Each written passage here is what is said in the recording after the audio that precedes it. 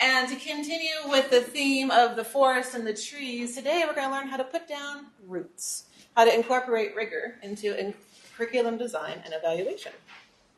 So this is going to be a more of an active learning kind of thing. So you need a few things to participate today. No small groups, I promise. It'll be more of an individual to the collective. But if you have a laptop, a tablet, or a smartphone, go ahead and get that handy.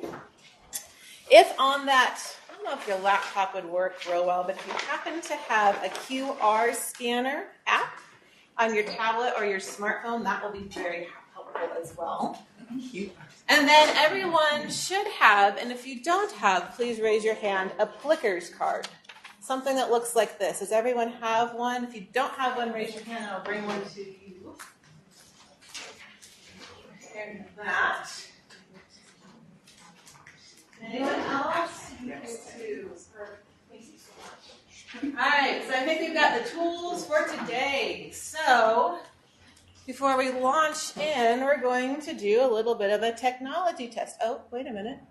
We don't test adult learners, right? We have self-checks. So let's do a self-check. So if you have a QR scanner, go ahead and open the app and scan this QR code. If you don't, that is okay. Go ahead and type in this very short URL, because the QR code and this link will be where you can download the slides for this presentation. So they're available here. So again, QR code will take you there, or the link. Making sure everyone has it. And the link is https://goo.goo/T5F_O_N. Google made that for me. I didn't choose the letters and the numbers. But it was a lot better than the really long one. All right, ready to move to the next self-check? All right. So now we're going to learn how to use these clicker cards. So this is actually a low-tech, from this learner point of view, audience response system. So if you take a look at your cards, you'll notice that on one side you'll have the letter A. And on another side you'll have the letter B. The third side a letter C. And the fourth side a letter D. So we have our first poll question here. What's a typical Saturday night like for you? So if it's can't stop, won't stop, find the A and hold it up like with the A up top. If it's B, what happens in Vegas? Make sure that you find the B and hold it up to where the B is up. If I'm in bed by 8:30, it's a good night. C, then find the C and hold it up. And if it's this time of year grading, because it's finals week on the AMC campus, then D. All right, so what I'm going to do is I am going to scan y'all. Let me get my little technology going here. All right, so hold up what I'm going to do is I'm going to come around and I'm going to take these pictures. You should see the response. Wow. Everybody, here we go. Just getting all of your responses down. And so again, students don't need large technology, just the instructor, just using my smartphone. And let's actually look at the graph. So it looks like C. If you're in bed, and you are my people. That's all I got to say about that, because I tell you, it used to be, back when I first became a nurse, I would work the 12-hour night shift, and now I don't do that anymore, and 8:30 is an awesome time for me to sleep. So it also shows my age a little bit, and I realize that. Okay, so now we're ready to launch in. What are we going to learn about today? We're going to look, at the end of this, you should be able to explain what rigor is, describe how to incorporate rigor into curriculum design and evaluation, and list key influencers of your curricular design. So let's get started. So what is rigor? This is something that I don't think is really well defined. I think there's a lot of opinions, and to get us started, let's watch a random, very scientific, it's not, poll of what some secondary teachers thought rigor is.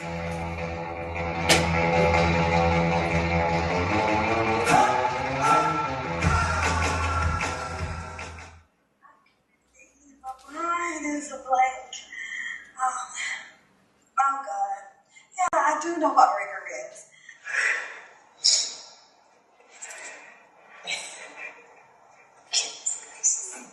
Oh my gosh. Rigor is What is rigor? Oh my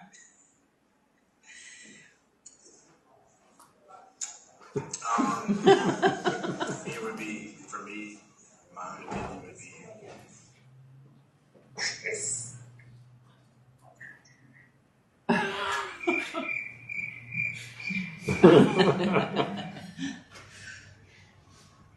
Oh, you want us to do it now? Oh. Oops. I just lost my train of thought. Are you serious? Are you serious? Do you mean rigor mortis? Oh, no. Rigor mortis. Well, sometimes it does make us feel a little just stiff in the joints. And if you look in the literature, it's all over the place as far as what the definition of rigor is. Edutopia has a new definition of rigor. Education Week is what rigor is and what rigor isn't. Oh, and by the way, if you actually, these QR codes that are in the PowerPoint or in the Google Slides, as well as this link to these websites and to the articles I referenced. So you can pop right over there if you want to look and see what Education Week says. WCET, rigor, meet reality. So we're going to take them up on that invitation because now it's time for you to get involved. So either type in this link, click this link, get this QR code because it's going to take you to a Google Doc. And I would like you all to type in, what does rigor mean to you? And we're going to have this Roots song. It's really hard to find a song about roots. It's not done by the Roots. So I'm going to play this for about a minute, and then we'll look at your responses. So go ahead and type them in. That's why Mom and I switched to Or saying we'll Geico. listen to a Geico commercial. We'll just wait until that goes away.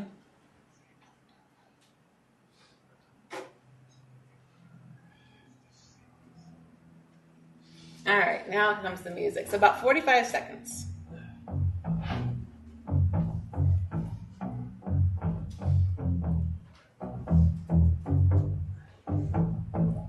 I like digging holes and hiding things inside them. When I grow old, I hope I won't forget to find them. 'Cause I've got memories and travel like gypsies in the night.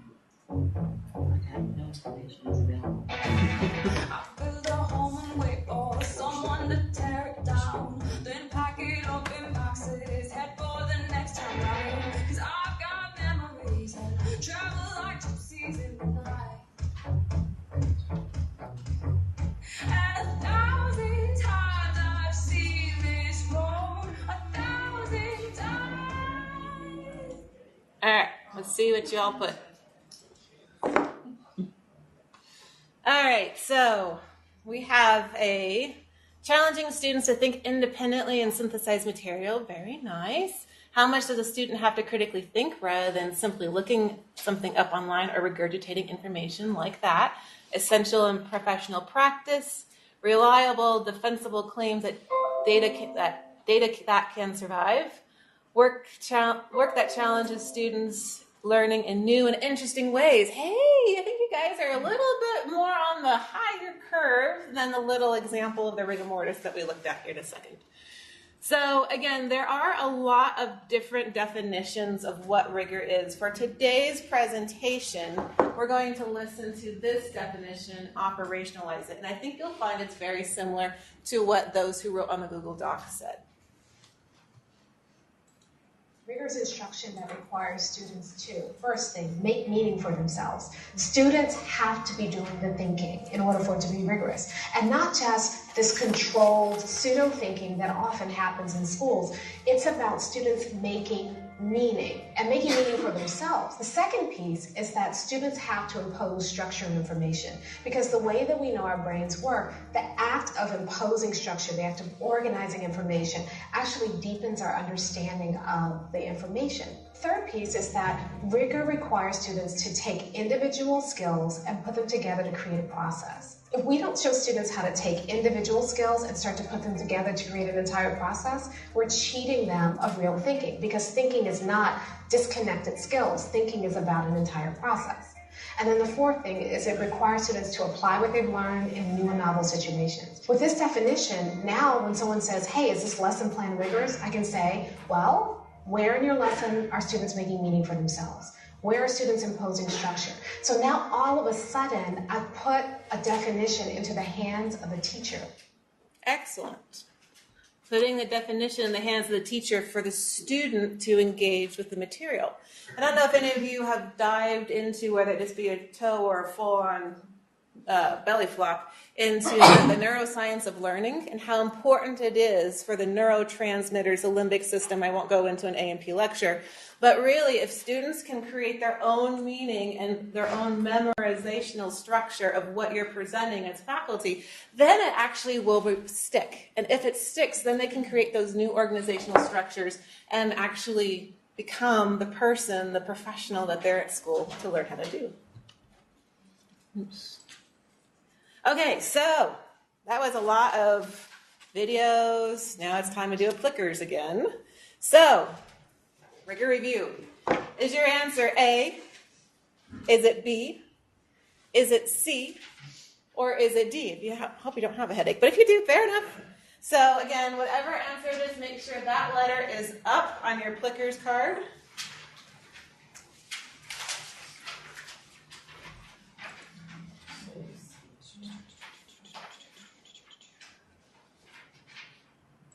All right, and then I'm going to come around here and scan y'all again.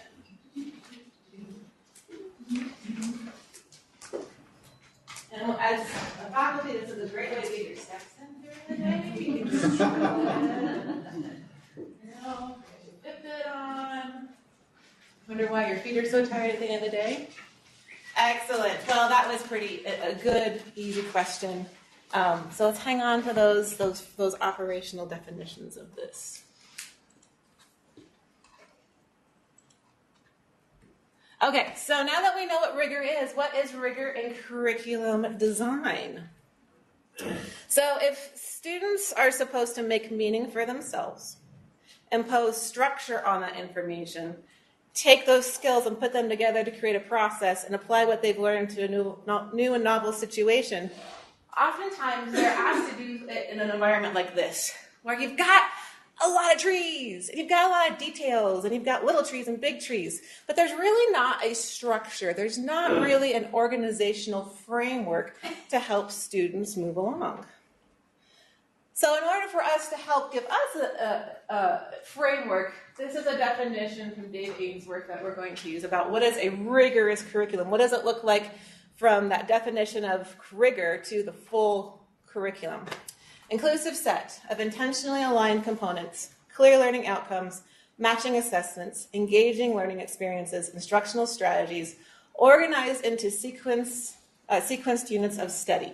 And so this is, for this next example, this right here, this organized into sequenced unit of study is where I'm going to land for a second, because we've been looking at a lot of, K through 12 examples, but what does that actually look like in higher education? Can this be done? Yes, it can, in the School of Medicine. So I found this. University of Michigan's medical school actually, ironically, used a tree, keeping with the theme, and organized the first, second, third, and fourth year of medical school very sequentially and logically. So students start here, and they build up to their fourth year. They start looking at system-based sequences with normal and abnormal organ functionings. And by the time they hit the fourth year, they're honing their clinical skills. They're using this basic definition of what's right and what's wrong with the human body, and then actually using that with patients that they see either in clinics or hospitals. So yes, defining and doing rigorous curriculum is something that is a good educational practice, whether you're in kindergarten or you're in med school or a PhD program. And by doing that, this is what the University of Michigan did, and this is what the point of today's lecture is to take all of this information that students have to get in there and define their own meaning and really work with it, and give them a little bit of a break. Give them a path to where they still have a lot of details to cover, but there's a point and a process to get from the beginning to the graduation. Okay, so you've got that. So then how do you actually do that? How do you incorporate that into curriculum design and evaluation? So that curriculum design definition, I'm going to break it down. And this is one way to do it. There are multiple ways of doing it, but this is a way that, in my own practice as an instructional designer and working with faculty at the highest and lowest level, this is, I think, it works. So if a rigorous curriculum includes inclusive set of intentionally aligned components, the first thing you got to think is really big. Really big. Who are the key stakeholders of your curriculum? For example, in the nursing world, which is where I'm situated, there's all sorts of literature, and when we look at program evaluation, about nursing programs should be able to demonstrate how their programs fit within the mission of the parent institution. So we're thinking really big. I'm going to think one bigger too, because here at the University of Colorado, the whole entire university, all 4 campuses, are accredited by the Higher Learning Commission, HLC. And HLC actually has a very specific core component that the university has to demonstrate that all the programs, all the degrees offered at all 4 campuses meet. And its institution's mission is broadly understood within the institution and guides its operation, specifically drilling down the institution's academic programs, student support services, and enrollment profile are consistent with its stated mission. So a key stakeholder is going to be who accredits the university, who accredits your program. The College of Nursing, we have 2 different accreditations. We have HLC because we're part of the University of Colorado, but we also have our own nursing school accreditation. That's a national accreditation. So we could be here, but we can't operate without the secondary accreditation. So we have a couple of stakeholders at that high level we have to pay attention to.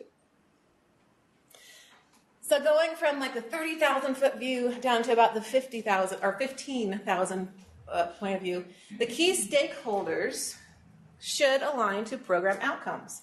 These are those clear, I put in parentheses, program learning outcomes that are student focused. I've been doing instructional design for 16 years, and I've often seen at this level where it talks about what the program is going to do. The program will produce graduates that. Well, let's flip it. What is the essential, enduring qualities of knowledge, skills, and attitudes the students will leave with and go out into the world? Make it student-focused. But by aligning it to those key stakeholders, you don't take that nice little path in the forest and then all of a sudden take a left turn and hit the beach. Everything stays consistent. So if you're going to graduate nurses, the nurses are going to be graduating with very concrete, very delineated, very aligned skills, knowledge, and attitudes that anyone can look up and say, oh yeah, of course, I can see that. Then you go down a little bit further. So now we're at about the 5,000 foot view, is the course outcomes. So again, this is the hierarchical structure. The stakeholders should influence the program outcomes. The program outcomes should influence the course outcomes. Now, it's not uncommon for people to use course objectives. That's fine. We won't go into, because that's a whole other lecture of goals and competencies and outcomes and objectives. That's a whole lecture. But suffice it to say is what the student will gain by taking that course should directly align with the program that course is part of, that curriculum. Again, I've seen courses that have these really great set of outcomes, and then there's this really weird one. It's like underwater basket weaving. Not quite that weird, but underwater basket weaving. And I'm like, well, that's an interesting idea. I don't see how that supports the program, and I don't see how that supports our high-level key stakeholders. So let's think about that. And then it's also, in looking at not only how they align up, how do those course outcomes or objectives align across? Meaning, In your very first class that you have students take at day 1 of semester 1, having them do advanced things is probably a mismatch. Just like the tree from the University of Michigan. You want to give them that foundational behavior, that foundational skills, that foundational attitudes that then they can build upon and go out and branch into that tree. There's a lot of educational taxonomies. Bloom's obviously has a cognitive, also has an affective, and there's a lot of psychomotor ones. Davis is the one I particularly like to use. But again, it helps guide to where the expectations at the beginning of the curriculum are at a beginning level. Because in the middle, then it's more of an intermediate. And by the time they're getting ready to graduate, they are advanced in so much as how it's defined by the program outcomes. And I have a very specific example. We'll get to that here in just a minute. Finally, if all this is organized into sequence units of study that served as both the detailed roadmap and high-quality delivery system for ensuring that all students achieve the desired end, how do we know that students actually achieve the desired end? We need data. Again, it's not uncommon for me to hear conversations saying, well, they passed the course and they graduated, so we know they met their program outcomes. Okay, yeah, but that's like level 0. It's just happy face, yay, they graduated, they're walking across the stage. Program outcomes are student-focused and have very specific qualities. How do we know that students are meeting those specific qualities? That's where curricular evaluation comes in. So again, students are making their meaning through that sequenced using course outcomes from beginning, intermediate, and advanced. We need to make sure that because we've incorporated rigor here, that they're actually able to meet course outcomes, program outcomes, and key stakeholder alignment. So if HLC ever wanted to come in and say, hey, show me how your curriculum supports your program outcomes and supports the mission and vision of this university, you can say, let me show you my data sets. So again, it's a hierarchical process that has a big to small look, but then this evaluation process gives you data to continuously improve the curriculum. So what does that look like in practice? So this is one example of the great work I am very privileged to do at the College of Nursing with our PhD program. So about 2 years ago, Dr. Paula Meek, who's our program director, came to me and said, let's look at our curriculum. I think it's time. And I said, excellent, let's do it. So we actually use the same process I outlined. Different graph as far as the look and feel, but the information is the same. First, we had to, with the program director and the PhD faculty, decide who influences this curriculum. Well, the American Association of College of Nursing puts out these, for other nursing degrees, very specific, you will incorporate into your curriculum documents. For the PhD, they give this document called Pathway to Excellence, because because it's a nursing PhD, you probably ought to kind of document.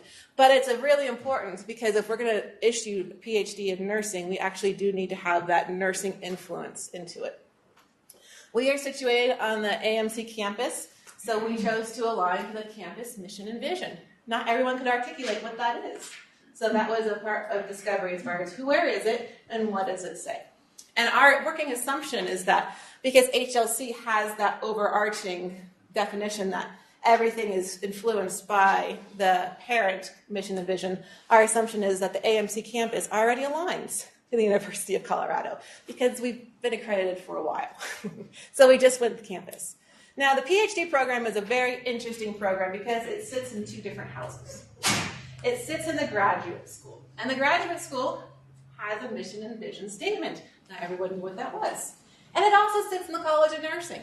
So we also used our own mission and vision statements to influence, to make sure that the curriculum is actually influenced by these 4 big stakeholders. And then this is where the really hard work came in, program outcomes. So the program outcomes, there were 10 of them.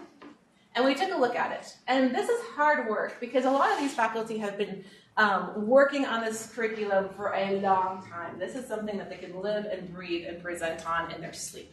But then we looked at the program outcomes, and one of them was, will be able to master the content of the substantive area. Now the pause point. Like, what do you mean by master? And one of the greatest little information generator or conversation generators was, I've been doing this for 20 years and I don't consider myself a master yet. So why do we expect our graduating PhD students who are launching into their research career to be masters? And so that was that like really, what are we asking? What are we doing? What are the essential, enduring knowledge, skills, and attitudes our PhD students are going to enter the research world with and make a difference?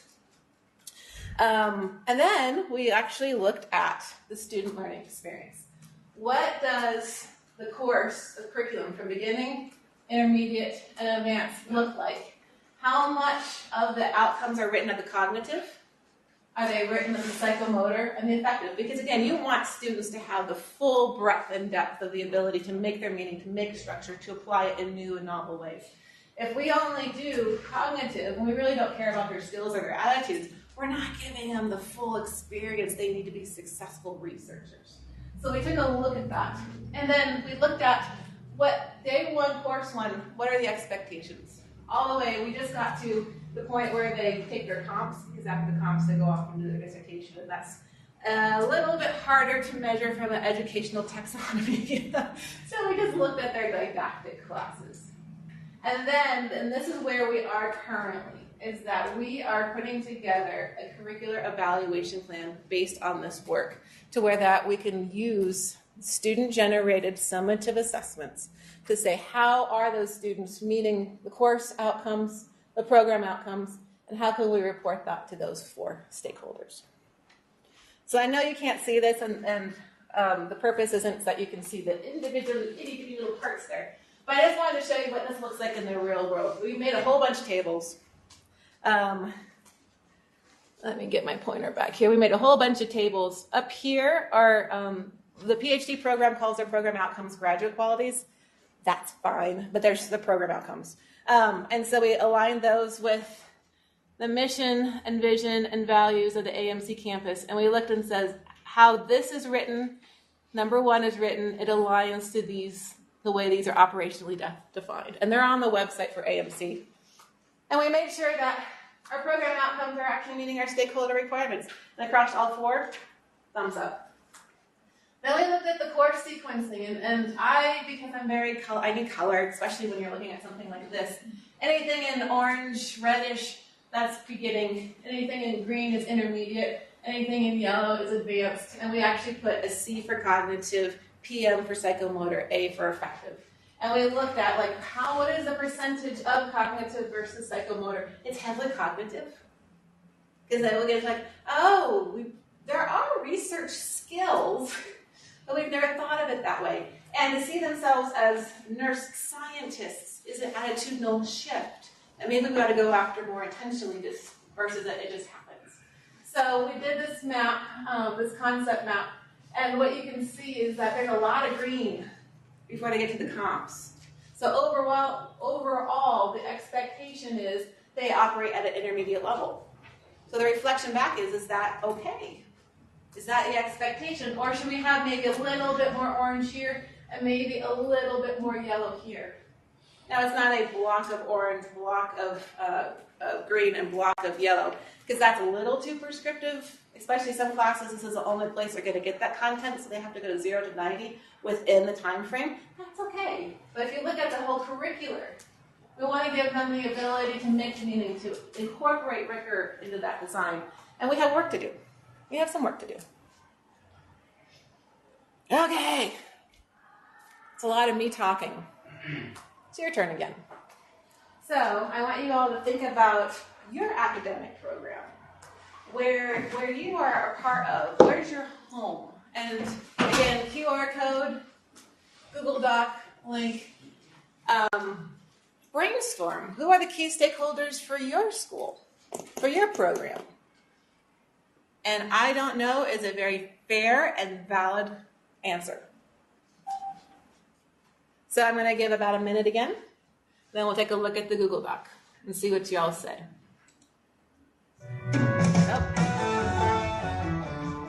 Lots of ads today.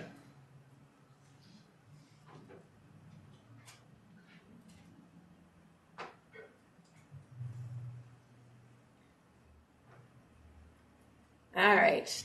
Now's the music. It's about 45 more seconds.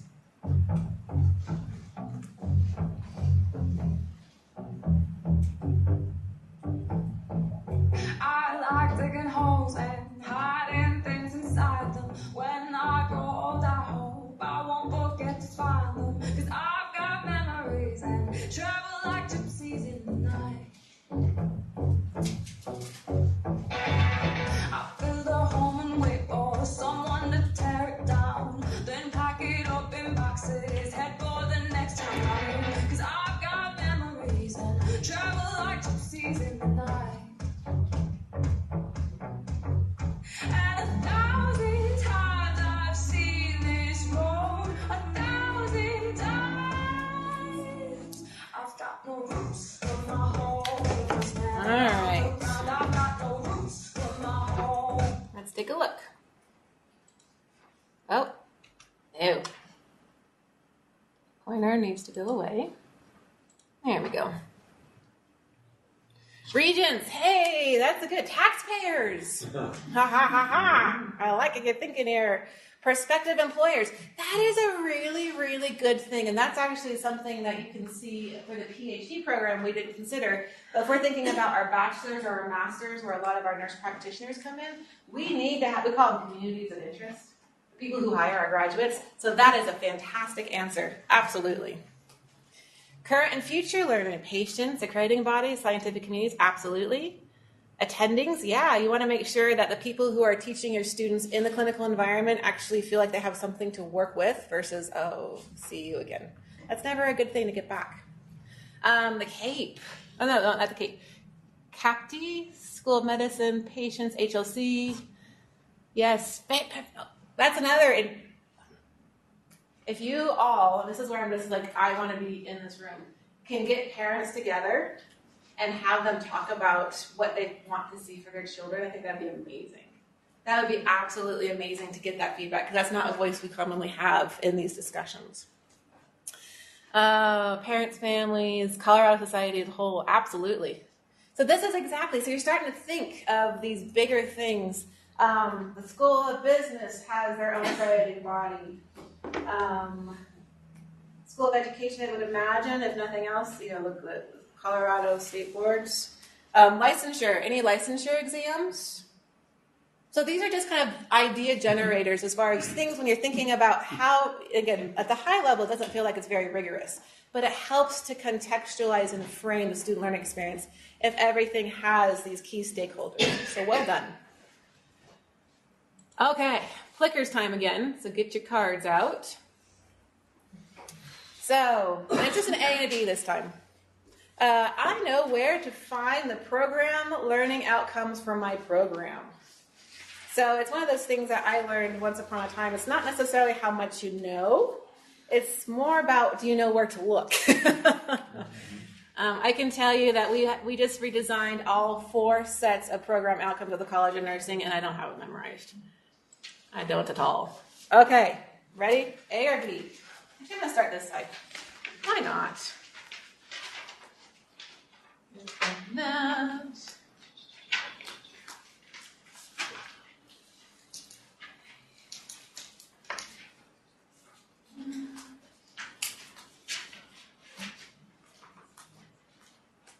All right. So it looks like the majority, let me get to the actual graph here. That's fantastic. And if you don't know, that's okay too, because I hope this is one of those things where it's like, I think I have an action item after this session. I might want to go to the website and take a look and see if it's on there. And if it's not, ask questions. All right. 1 more Plickers. I know how my course, so the course that you teach or the courses that you teach, support the program's learning outcomes. A for yes. B, I'm going to find out.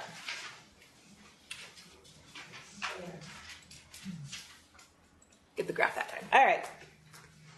Click on here.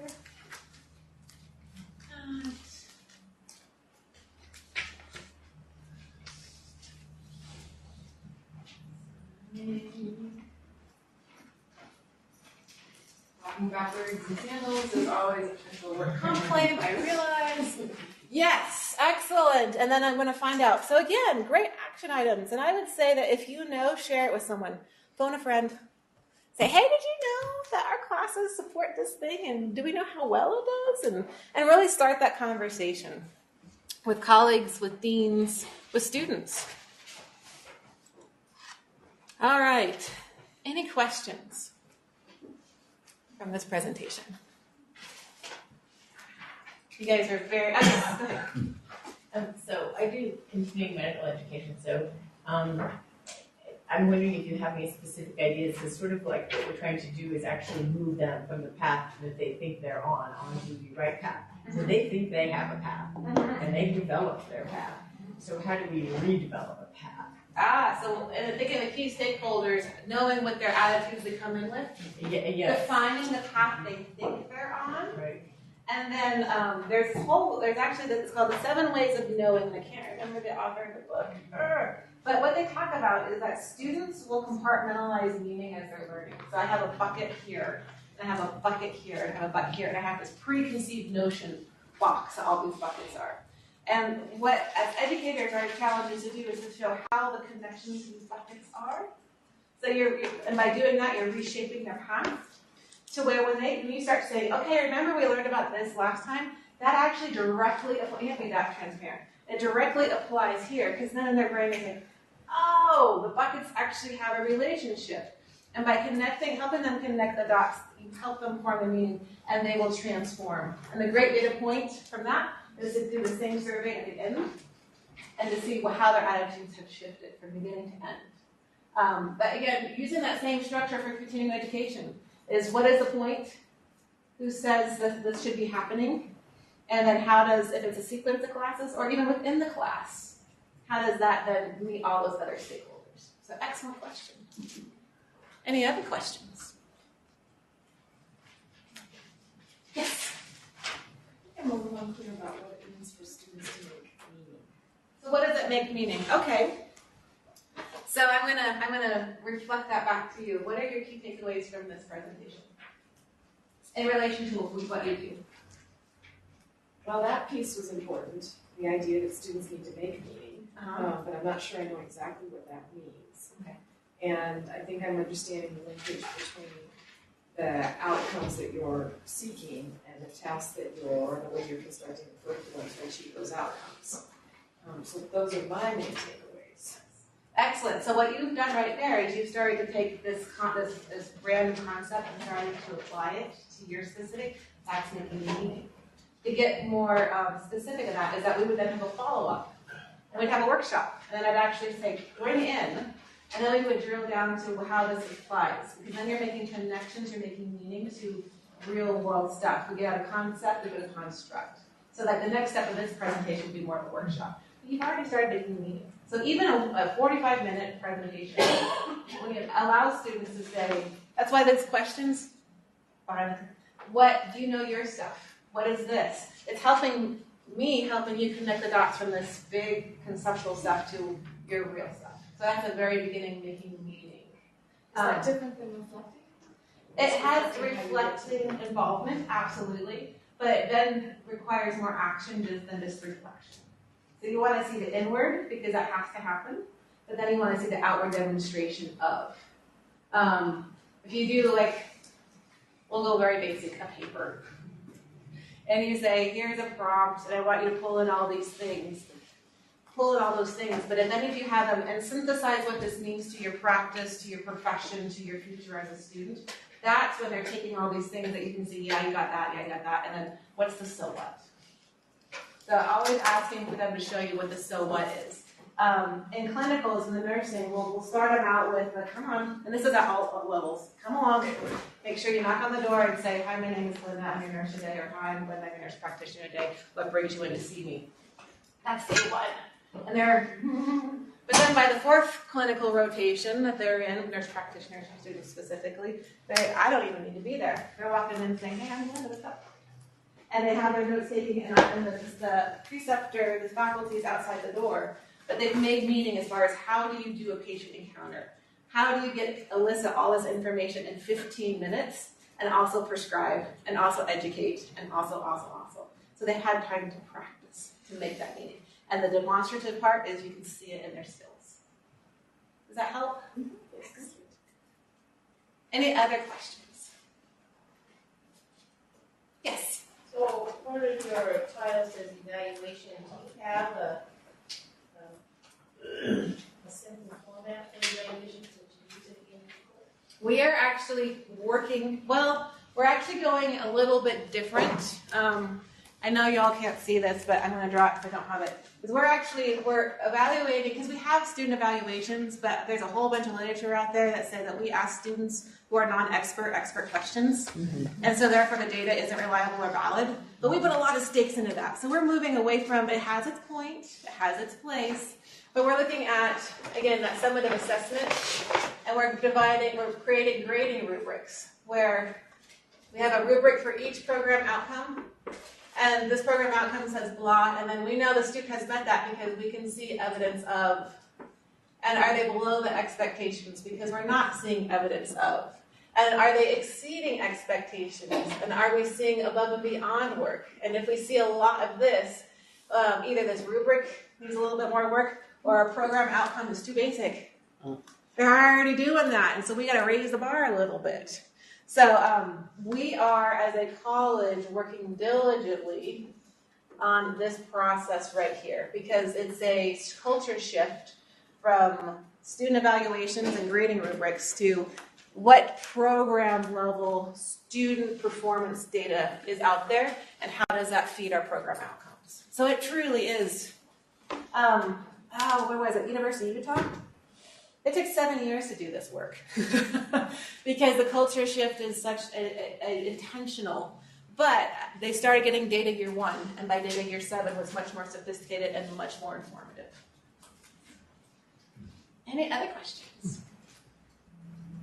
Well, you guys have been awesome. My email is on the last slide, and you've got their references right there.